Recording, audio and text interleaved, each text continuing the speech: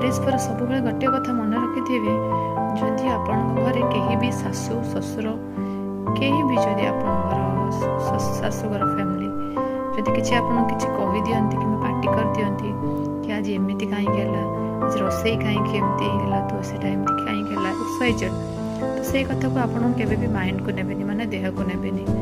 କାହିଁକି ନା ଆପଣ ଯେତେବେଳେ ମ୍ୟାରେଜ୍ ହୋଇନଥିଲେ ଆପଣଙ୍କ ଘରେ ବି ଆପଣଙ୍କର ମା ବାପା ଭାଇ ଭଉଣୀ ବି ଭୁଲ ହେଲା ଆପଣଙ୍କୁ କୁହନ୍ତି ନା ନାଇଁ, ପାଟି କରୁଥିଲେ। ତା ବୋଲି କ'ଣ ଆପଣ ତାଙ୍କ ସହିତ କଥା ନ ହେଇକି ରହୁଥିଲେ ତ ସେମାନଙ୍କ ଉପରେ ରାଗୁଥିଲେ କି? ତ ଏଇଠି ସେମାନଙ୍କ ଉପରେ ରାଗିଲେ ଜମା ହେବନି। ଆପଣମାନେ ବି ଯଦି ସେମାନଙ୍କୁ ନିଜ ବାପା ମା ଭାଇ ଭଉଣୀ ହିସାବରେ ଭାବିବେ ତାହେଲେ ଏଇ କଥା ଗୁଡ଼ାକୁ ଆପଣ କେବେ ବି ରିଆକ୍ଟ କରିବେନି।